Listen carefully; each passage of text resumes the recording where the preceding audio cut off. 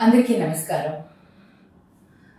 రీసెంట్గా చంద్రబాబు నాయుడు గారు ప్రజలకు నీతి ఆయోగ్ గురించి, రాష్ట్రంలో ఉన్న అప్పుల గురించి వారికి ఎక్స్ప్లెయిన్ చేస్తూ ఒక ప్రెస్ మీట్ పెట్టడం జరిగింది. అందరికీ కూడా ఎక్స్ప్లెయిన్ చేయడం జరిగింది.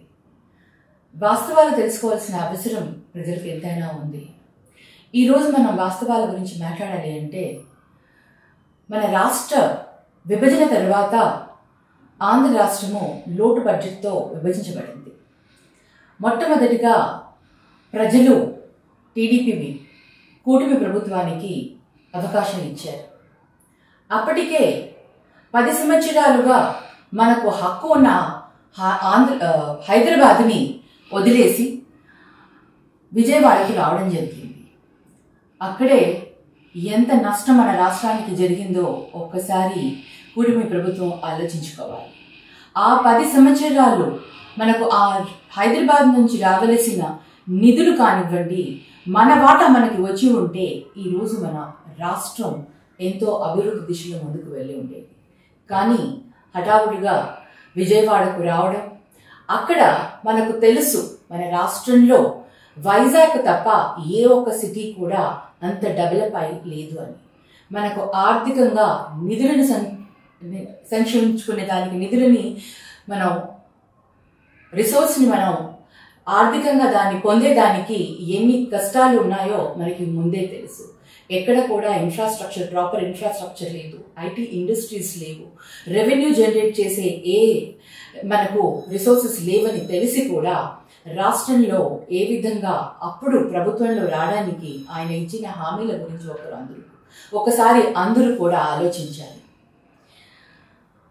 రైతు రుణమాఫీ అన్నారు, డ్వాక్రా రుణమాఫీ అన్నారు, ఎన్నో హామీలను ఇచ్చారు. మరి ఎంతో ఎక్స్పీరియన్స్ ఉన్న చంద్రబాబు నాయుడు గారు అటువంటి లోటు బడ్జెట్లో మనకు ఎక్కడా కూడా ఆర్థికంగా మన రాష్ట్రానికి రెవెన్యూ జనరేషన్ లేదని తెలిసి కూడా ఏ విధంగా ఎన్ని హామీలను ఇచ్చారో ఒక్కసారి అందరూ కూడా ఆలోచించారు. ప్రభుత్వంలో వచ్చేందుకు అబద్ధపు హామీలతో 2014లో అలాగే చేశారు. అప్పుడు కూడా ఎన్నో అప్పులను తీసుకొని వస్తూ మనకు రావాల్సిన హక్కు ఏదైతే ఏపీకి స్పెషల్ స్టేటస్ గురించి పట్టించుకోకుండా, మనకు రావాల్సిన నిధులను పట్టించుకోకుండా మరి అప్పులు చేసి అప్పుడు కూడా ప్రజలకి కూడా ఎటువంటి సంక్షేమ పథకాలను అమలు చేయలేదు. ఆయన ఇచ్చిన హామీలను కూడా అరాకొరా తీరుస్తూనే ఏది కూడా కంప్లీట్ చేయని పరిస్థితి మనం చూసాం. మరి ఇంకా ఇన్ఫ్రాస్ట్రక్చర్ చూసుకుంటే అన్నీ కూడా టెంపరరీ ఇన్ఫ్రాస్ట్రక్చర్ అంటూ అప్పుడు చాలా చేయడం జరిగింది.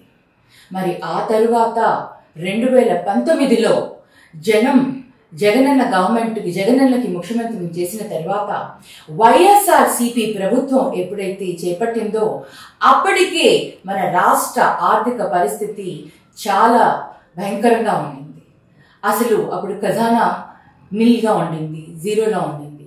అయినా కూడా జగన్మోహన్ రెడ్డి గారు ఎప్పుడు కూడా ప్రజలకు ఇచ్చిన హామీల కోసం ప్రభుత్వంలో ఎటువంటి పరిస్థితుల్లో ఉందో అది కూడా ఎప్పుడు ప్రజలకి తెలియనివ్వలేదు. ప్రతి ఒక్క హామీని కూడా ఆయన నెరవేర్చుకుంటూ వచ్చారు. మరీ ముఖ్యంగా చెప్పాలి అంటే 2.5 సంవత్సరాల ఆయన హయామిలో 5 సంవత్సరాల పీరియడ్లో 2.5 సంవత్సరాలు కేవలం కరోనాతో చాలా ఇబ్బందులు పాల్పడ్డారు. ఆర్థికంగా చాలా ఇబ్బందులు ఉన్నా కూడా ఏ ఒక్కటి కూడా ఎవరికి కూడా ప్రజలకి ముఖ్యంగా ఇబ్బంది కలగకూడదనేసి ఆయన అన్ని సంక్షేమ పథకాలని అమలు ప్రామిస్ చేసిన ప్రతి ఒక్క సంక్షేమ పథకాన్ని, నవరత్నాలని అందించారు. మరి ఈరోజు